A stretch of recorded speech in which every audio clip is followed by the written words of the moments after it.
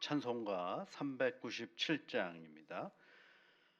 397장 주 사랑 안에 살면 두려움 없으며 그 사랑 변함없어 늘 마음 편하다. 397장 찬송입니다.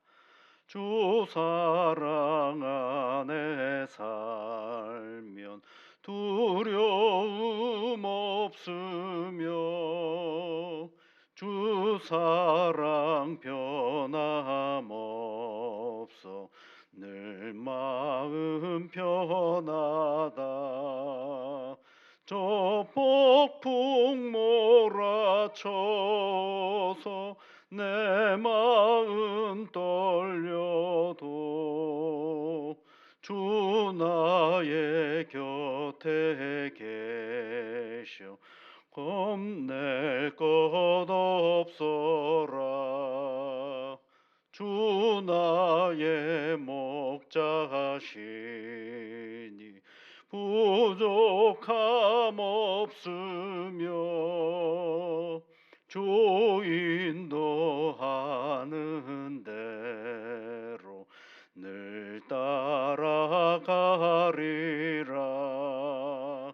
그 지혜 나를 깨쳐 내 앞길 밝히니 나 주의 길을 따라 주 함께 살리라. 저 넓고 푸른 들판 내 앞에 열리고 그 검은 구름 거쳐 새하늘 보인다. 끝없는 나의 소망 저 환한 생명길 참 보배 되신 주님 늘 함께 하소서.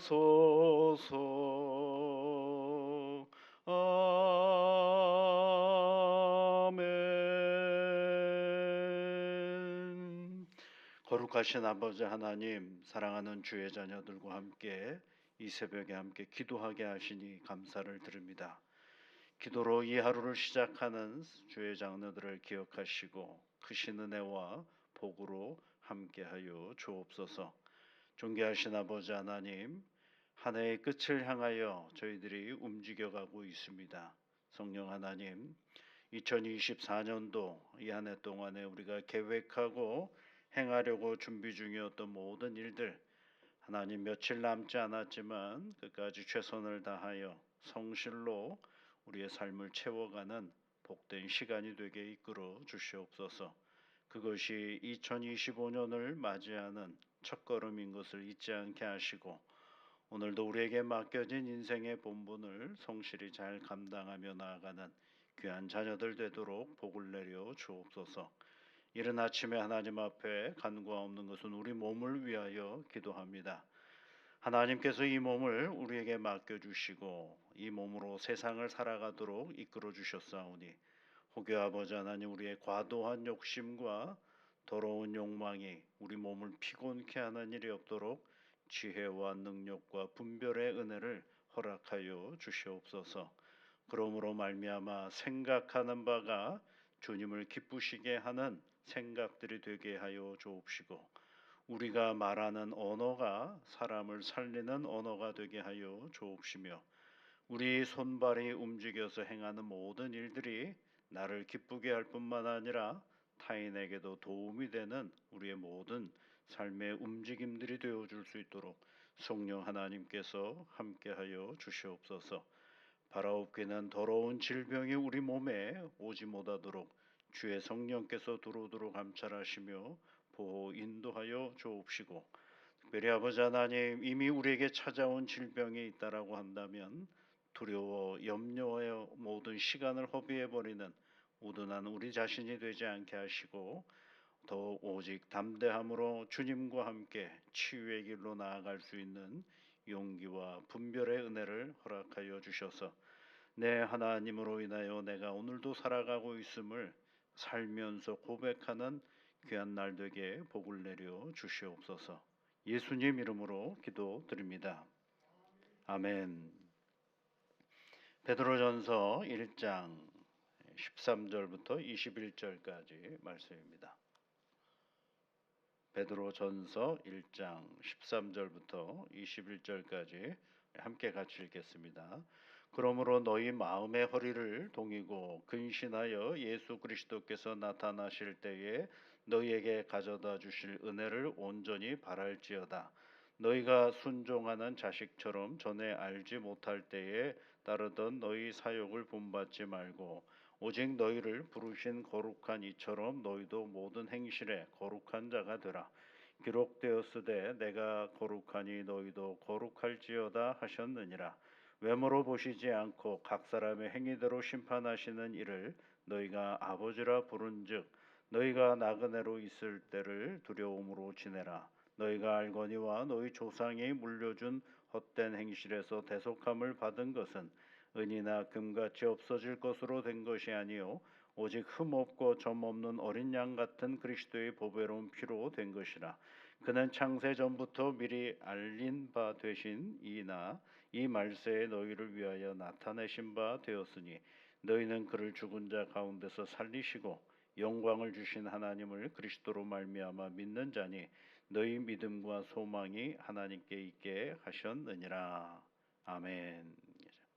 오늘 말씀에서요 13절 끝에 보면 바랄지어다 이런 단어가 있고요 21절 끝에 보면 소망이 하나님께 있게 하셨느니라 라고 얘기하고 있죠. 이 바랄지어다 라는 말은 소망을 얘기하는 것이고 21절은 끝에도 소망을 얘기하는 것입니다.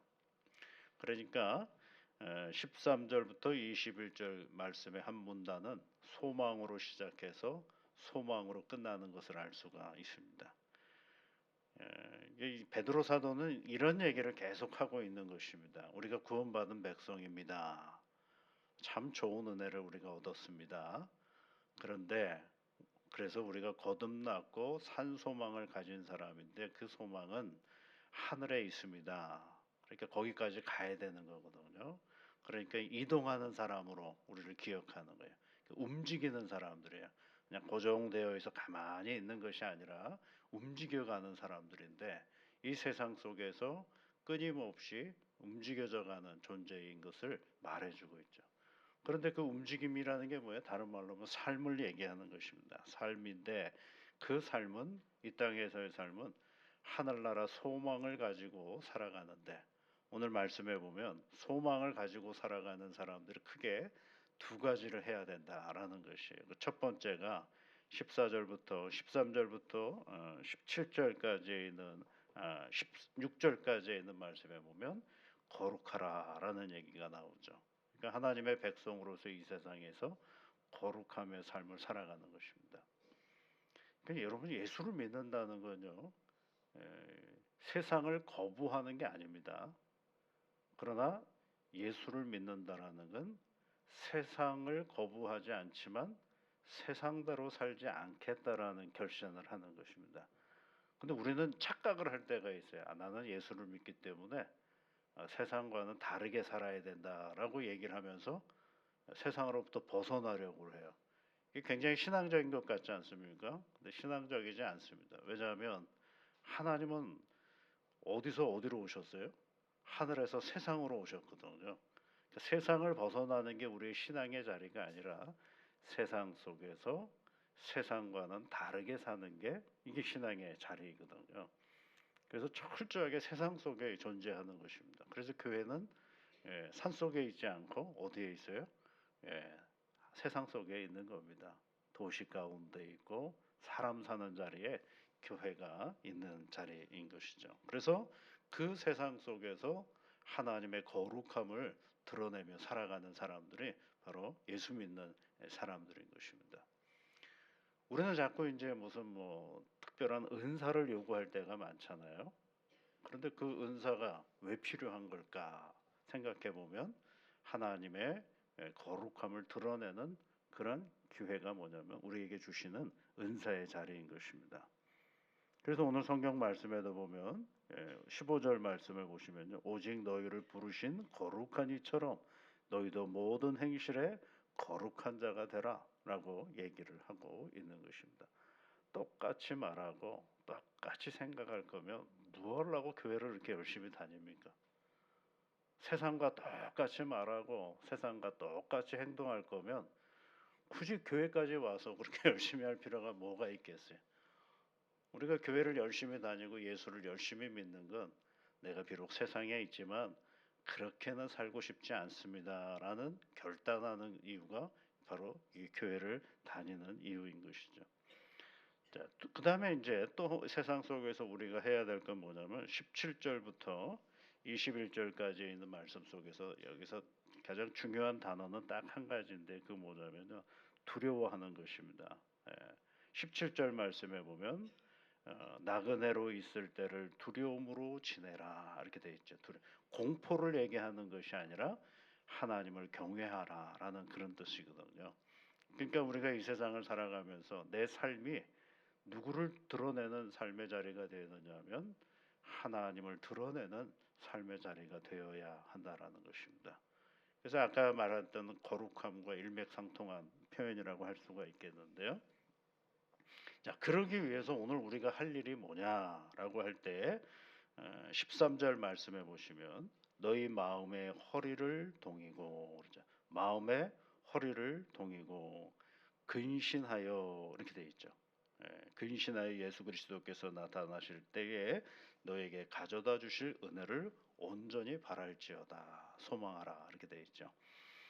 이 마음의 허리를 동인다라는 이 표현은요. 제일 먼저 나온 자리가 어디냐면 출애굽기 12장에 나옵니다. 출애굽기 12장에 여러분 하나님께서 6월절 그 얘기를 해 주시면서 출애굽을 할 때 이스라엘 백성들에게 요구하신 것이 있죠. 너희는 그 이렇게 먹으라 이렇게 얘기하시면서 그 출애굽할 때 가나안으로 이제 광야로 나갈 때 급하게 나가야 하는 그런 자리니까 허리에 띠를 띠고 발에 신을 신고 손에 지팡이를 잡고 급히 먹으라. 이것이 유월절의 여호와의 유월절이니라 그렇죠. 그래서 그 누룩을 넣지 않는 빵을 먹고 쓴 나무를 먹는 그런 장면이 있잖아요. 나무를 먹는 장면. 그게 뭐예요? 예, 그렇게 여유롭지는 않지만 얼른 나가야 된다라는 거예요. 거기에 보면 이제 허리에 띠를 띠고 이런 표현이 있어요. 이제 그것이 이제 계속해서 조금씩 변형이 돼서 그 허리가 아니라 어디에 띠를 띠라고 돼 있어요? 오늘 말씀 속에서 보면요. 마음의 허리라고 되어 있어요. 마음의 허리가 되어 있는 거죠. 그러니까 예전에 첫 번째 출애굽의 역사는 애굽이라는 자리에서 광야로 가는 이동의 자리거든요.